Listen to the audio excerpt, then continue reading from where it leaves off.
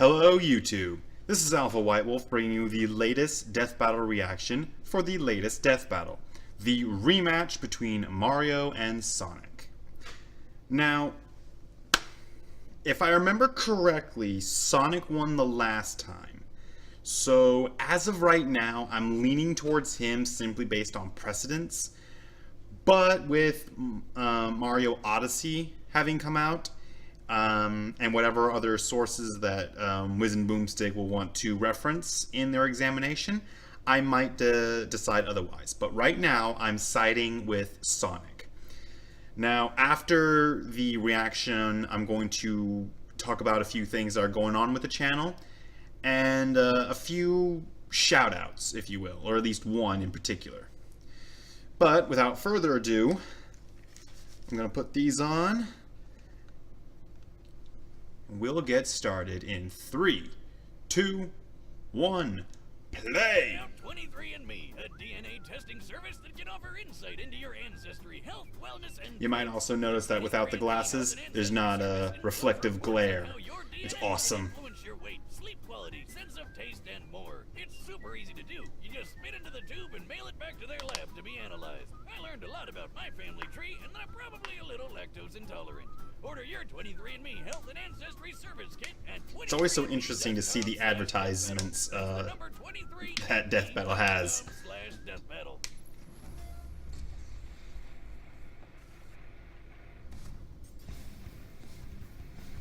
Their rivalry is legendary. Their fame, unmatched. Mm-hmm. This battle has gone on for nearly 3 decades, but today, it finally comes to an end. Mario, Nintendo's whimsical Italian turtle crusher. And Sonic the Hedgehog, Sega's specialist of speed. Time to find out if Sega Oh really yeah, I does forgot about what this. Nintendo don't. For this bout, we'll be using the same rules Death Battle has had for the past 3 years. Most importantly, the original video games will be our primary source for analysis. He's Wiz and I'm Boomstick. And it's our job to analyze their weapons, armor, and skills to find out who would win a death battle. It's so cool that they have their little avatars now. Plumber, carpenter, doctor. Mario has worn many hats throughout his life, but he always does so as a hero. Except for that time he tortured an animal, but no one really talks about that. Born as one of the 7 star children possessing an extraordinary amount of power, And extra horrible crying fits. Mario was assuredly destined for greatness. Then him and his little bro Luigi wound up in New Donk City, where he spent his days throwing shit at monkeys and, fixing toilets. Not exactly the great heroic destiny I was expecting, but hey, at least his girlfriend was smoking. But everything changed after a chance meeting with Princess Peach Toadstool. Her Mushroom Kingdom had been conquered by Bowser, the tyrannical king of the Koopas, and her only hope of rescue lay in the hands of the Mario Brothers. And Mario had all the power he needed to take the Turtle Terror down. He's super tough, super quick, and really, really strong.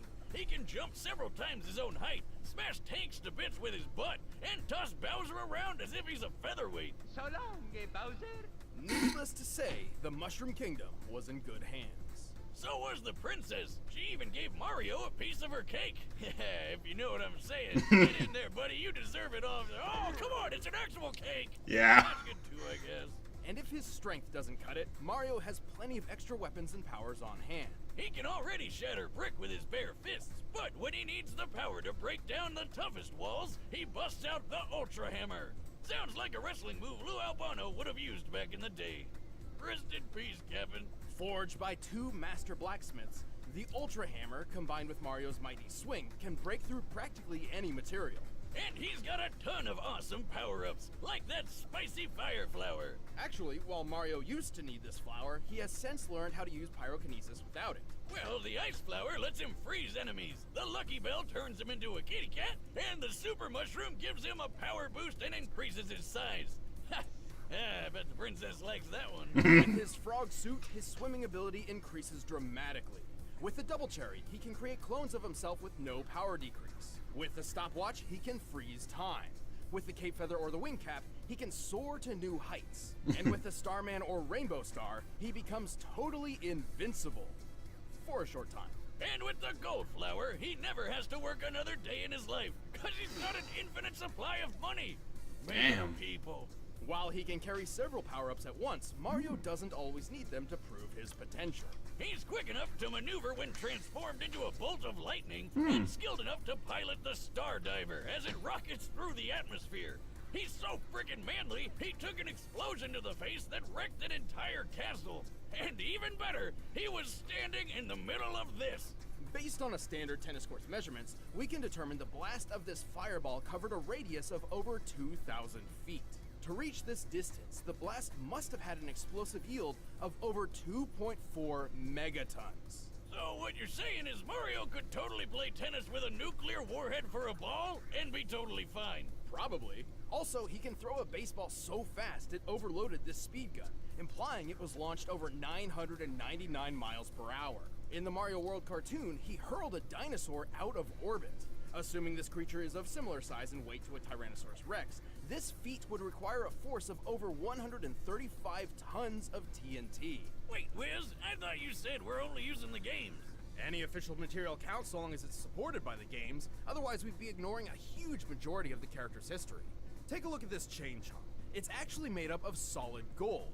Gold is ridiculously heavy. While 1 cubic foot of iron weighs 491 pounds, a cubic foot of gold is over 1,200 pounds. Luckily, a chain chomp is a perfect sphere, so we can compare it to Mario's height to find that it weighs nearly 6,000 tons. Wait, did he just leave it in that hole? Cash it in, Mario! That thing's worth $366 billion! That's actually correct. Well, yeah, that guy on TV who always wants my gold told me. This isn't even Mario's most impressive feat. At one point, he lifted an entire fortress and punted it through the air. He does the same thing in the manga, and it's pretty on par with the strength he's shown against Bowser, who's survived collapsing castles multiple times. Since this presentation makes the castle's size difficult to determine, we measured the entire interior based on maps from the game. By scaling these measurements to the castle's smaller avatar, and conservatively assuming a limestone composition, we've determined the castle must weigh more than 61 million tons. And he just kicked it away like it was a frickin' soccer ball. Given the distance it was kicked, Mario must have exerted a force of around 3.5 megatons of TNT. Do you realize what this means? Mario's foot is 231 times more powerful than the atomic bomb that dropped on Hiroshima. Now seems like a good time for a beer. 12. Honestly, Mario's absurd strength shouldn't be as surprising as you'd think. While he's fairly naive and not much of a strategist, he's saved the Mushroom Kingdom from Bowser's clawed grip time and time again. And the Koopa King is tough enough to survive a dip in the sun, or even a black hole. Don't underestimate Nintendo's powerful plumber. Here we go! Okay. Okay. Somewhere out there, on a strange alternate version of Earth, humans coexist with anthropomorphic animals. But this world has been assailed over and over by the vile Dr. Ivo Robotnik, otherwise known as Eggman. Why the heck does he need such a dumb alias when he's already got a name as cool sounding as Robotnik? But hope persisted. Whenever the Eggman hatched a scheme, one did not have to wait long for a certain blue streak to speed by. This was Sonic the Hedgehog. He's the fastest thing alive! He's the fastest thing alive! While Sonic has a superhuman physique overall, speed is his speciality. In fact, superhuman speed is a natural trait for the anthropomorphic hedgehog, though Sonic's abilities are far superior to his kin. Wait a minute, all hedgehogs have super speed? That doesn't make any sense. Well, real hedgehogs are also nocturnal, not blue, and when they try to make friends with foxes, they get eaten. So I don't think Sega cares. Okay. To stop Eggman from turning all his animal pals into batteries, Sonic cranked up that speed and weaponized it. He can crush his enemies with the spin attack, strike multiple times with the homing attack, go 0 to Sonic Boom instantly with the super peel out, and plow through hordes of badniks with the spin dash.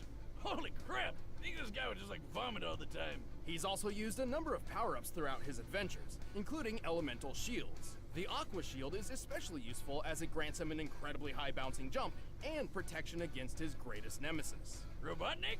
No, water. Seriously, Sonic, buddy, learn to swim already and save our ears from that nightmare music.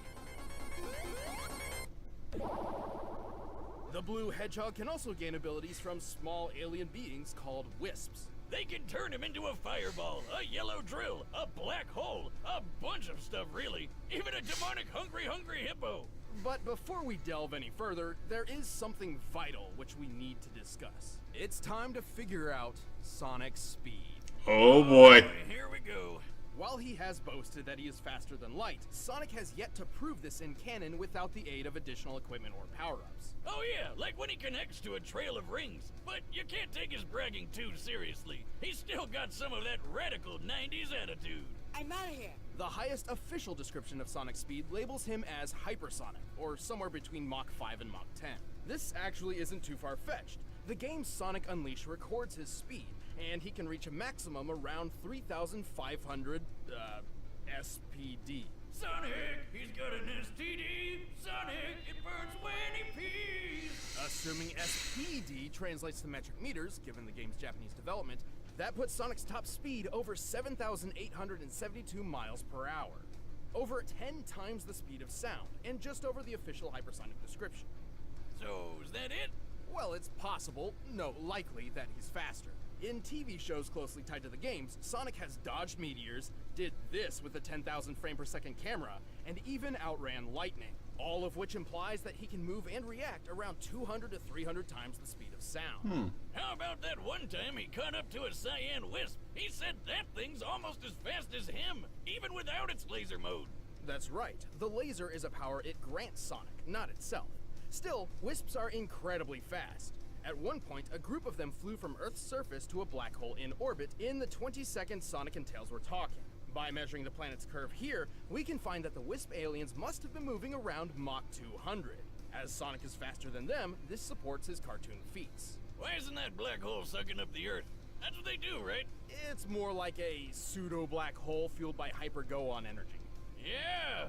I didn't know better. I'd swear he just made those words up. Its presence near Sonic does emulate that of a singularity, and Sonic actually outran its pull for 30 seconds. Due to chaotic accretion, black holes pull non-orbiting mass inward at 30% the speed of light. Sonic's clearly pushing his running speed to its limit here, or else the black hole wouldn't have pulled him in. With this in mind, it's entirely possible that, without additional support, Sonic's maximum possible running speed must be around 200 million miles per hour. That's insane! The fastest man-made object in real life was the New Horizons space probe, which took off at more than 36,000 miles per hour. It took 9 years for this probe to reach Pluto, but with Sonic's speed, he could make this same trip to Pluto in less than 24 hours. While we're tracking speed, I've always wondered how fast I can chug a beer. Start the clock, Wiz! Are you gonna start? I'm already done. Moving on, even with this unbelievable speed, Sonic has far more power hidden up his sleeves. He doesn't wear a shirt. He can achieve the form of Supersonic by absorbing an enormous amount of positive energy from the 7 legendary Chaos Emeralds. In this mode, he can teleport large objects, survive planet-level explosions, launch energy attacks, and fly near the speed of light. But guess what? This isn't even his final form. After the Emeralds received a boost from the Master Emerald, Sonic could achieve his ultimate state of being, Hypersonic. He's got all the abilities of Supersonic, plus total invincibility, and a hyper flash that insta-kills everything around him. Oh, and he's definitely faster than light now. Unfortunately, good things don't last forever. Without a steady supply of rings, these superforms can't even stick around for a full minute. Sonic has resisted mind control from the Overmind, survived re-entry from orbit, and blasted apart a mountain. This would need more than 200 tons of TNT to pull off. And while fighting his evil RoboCopy Metal Sonic, they shattered this enormous stalactite. Holy shit, just look at the size of it! By comparing it to the buildings in this city and applying the density of granite, the most common rock in continental crust, we found that this stalactite must weigh almost 47 million tons. Which means a break like this would need a force of almost 200 kilotons of TNT. Damn! He's definitely got what it takes to save the world from a madman scientist, even if he is kind of a dick. Well, Sonic may be a bit arrogant, and he's certainly a thrill seeker, but at his best, he's the definition of honest and heroic. He's used his powers to defeat Eggman time and time again, even against gigantic death machines and cataclysmic events. Those cute and cuddly forest critters can rest easy when Sonic's gotta go fast. show you how outclassed you really are. I'm gonna class all my own. Time to put up or shut up, Infinite. Okay. All right, the combatants are set. Let's end this debate once and for all. But first, all this talk of Eggman's got me hungry. For Blue Apron. By now, you Add. Okay, so... Damn, this is tough. Looking at everything that Mario does, I think that their power-ups really cancel each other out quite a bit. But it seems like they give him a few more options. And more importantly, though, a lot of Mario's feats had Megaton attached to their measurements. Whereas really the best that Sonic had, I think, Kiloton on it. I could be wrong, but even though the original was for Sonic, I'm siding with Mario this time. Yeah, so I'm siding with Mario. Mario has my vote. Come on, Plumber Boy. But right now, it's time For a death battle!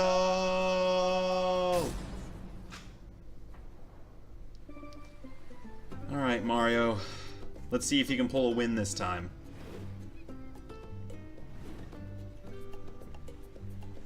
Nice beach. Hello? That's a mine. Finders keepers, pal. Whoa! You asked for it, Tuppy. What the hell? Alright. So my strongest is... Yeah, like I thought. You're too slow. It's gonna be a bit hard for Mario to tag Sonic. But I think he can manage it. I think he might be able to pull it off. Come here.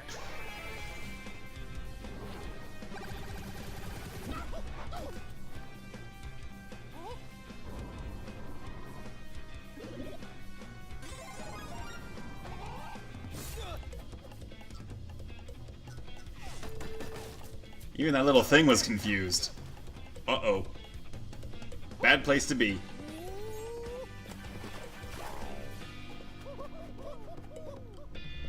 No way.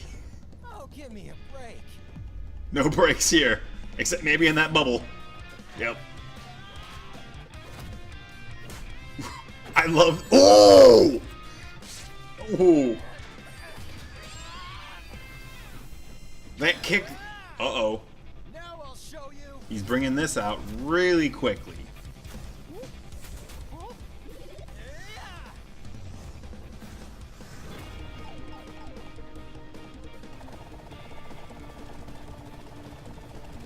Sonic brought out one of his super modes really early on, so... Uh-oh. The bird's just chilling. Yeah, I'm really starting to side with Mario here. I think it could really go either way, but I'm siding with Mario a bit more.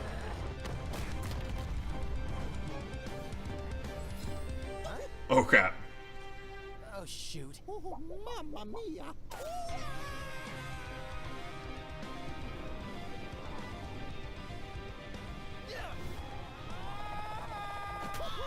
Ooh! Yeah, I do think Mario is... Oh! Ow! Ow!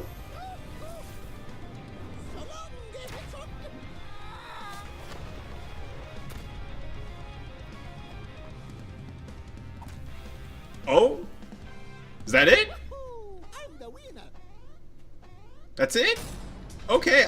Okay, I need to hear this. I need to hear this. Oh, how did that happen? I know Nintendo won the console wars, but I really seem to remember Sonic having this one in the bag. I know, right? Sonic could have won in specific circumstances, but more times than not, Mario takes the victory. Keep in mind this analysis was done with a focus on the games and their closely tied media, excluding alternate contrary sources like the Archie comics or the Mario Brothers movie, where Mario and Sonic are essentially entirely different characters from their gaming counterparts. Sonic had speed in the bag, obviously, but Mario was way too tough for him. Their top strength feats paint this picture very, very clearly. But I know what you're thinking.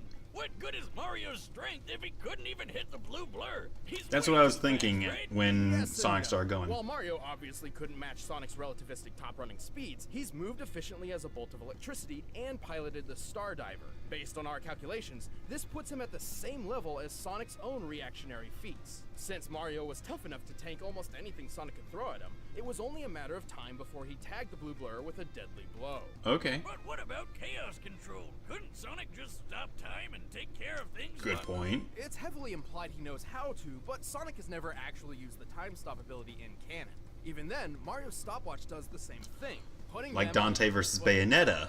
Ah, don't do that.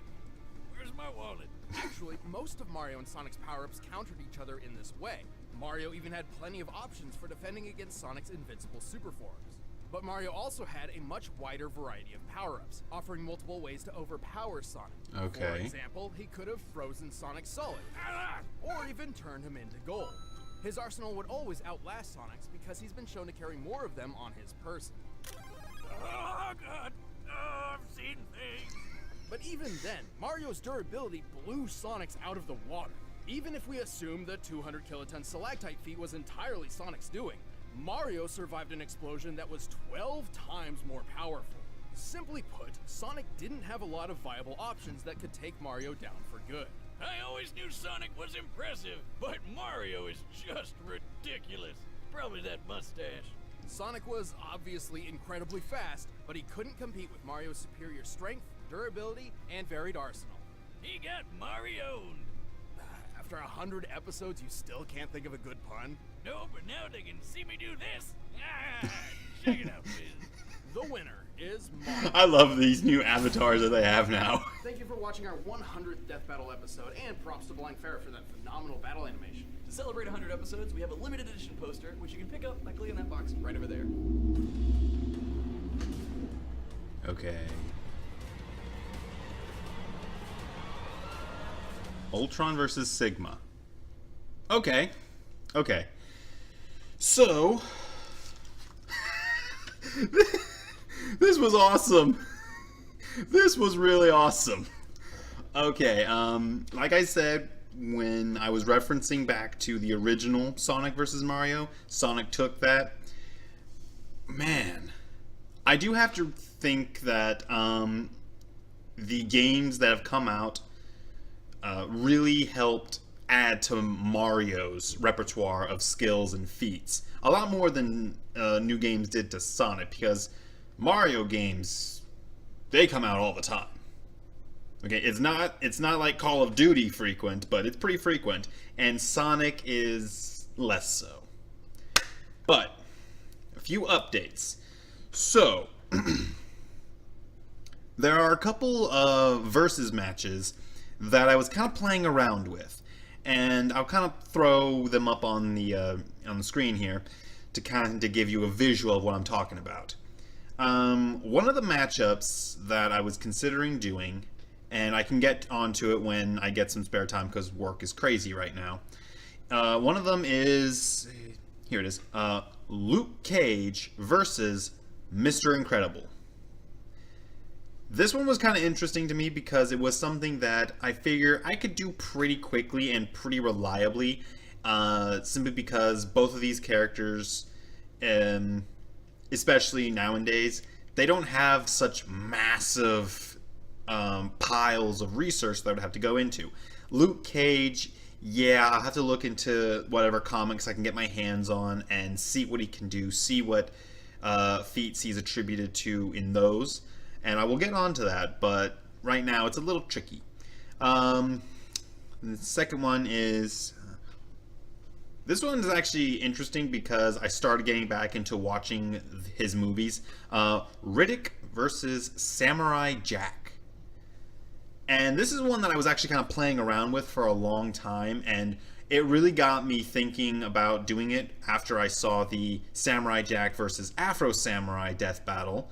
So I'm really, really playing around with the idea of using Samurai Jack in a versus match. However, this is where it gets interesting. One of my subscribers, and if you're in Savage Wolf X24 or Savage Wolf times 24, I'm not sure which you prefer, but if you're watching this, this is a shout out for you. He suggests Riddick versus V from V for Vendetta, which when I thought about that and started really giving it some consideration, I thought, yeah, I think I want to do that. I definitely want to bring that up to Reaper and see what kind of thoughts he has on that. But it does sound really interesting, and I am really interested in doing that. Another one that he recommended was Albert Wesker versus the Lord Marshal from Chronicles of Riddick. Again, this is one that I could probably do fairly quickly and fairly reliably, simply because both of these characters don't have massive amounts of information that I would have to sift through and factor in order to come up with a fairly good conclusion. I can do my research on them fairly easily. But yeah, Savage Wolf times 24 or X24, whichever you prefer. Thank you for recommending those. I definitely have an interest in them, and when I get in touch with Reaper, I'll be able to bring them to his attention. In a side note, I will be continuing the Saints Row uploads. I'm working on consolidating some footage for Saints Row 1 right now, and then once I get that uploaded, I'll be able to start working on a 2-part series, kind of a retrospective review of the Saints Row series. I'll focus on doing Saints Row 3 and 4 and 1 and 2 as separate videos to kind of talk about how the series has changed over the years. So if you're a fan of the Saints Row series, you can look forward to that. I will be doing that as soon as I can and as soon as I get all my footage. And other news though, I will be beginning to upload some Ocarina of Time, the Legend of Zelda game. I'll be starting to upload some footage from that in the near future because I'm planning a series of matchups involving Link from the Legend of Zelda, and Ocarina of Time factors into that. So, I do believe that is everything. This was an awesome matchup. I know I'm sounding like a broken record, but it was a lot of fun to watch. I love watching those animations. That kick that Sonic took, though, I don't envy him. I don't. But this was a lot of fun. This has been Alpha White Wolf. I'm signing off. You keep howling, Wolfpack. If you like the video, indicate so down below. If you feel the inclination to do so, give us a subscription. I really love when I can brag to Reaper about how our number just keeps inching higher. But yeah, hit that subscription button if you want. Leave some comments down below about videos you want to see me react to, games you want to see me play, versus matches you want to see on the channel.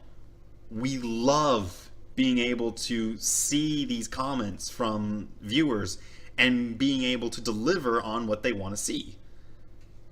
Granted, I'm not going to put anything that's inappropriate or really out there, but as long as it follows with how Gaming Glatorius wants to do things, no issue with it. But yeah, this has been Alpha White Wolf. I'm signing off. You keep howling out there, Wolfpack.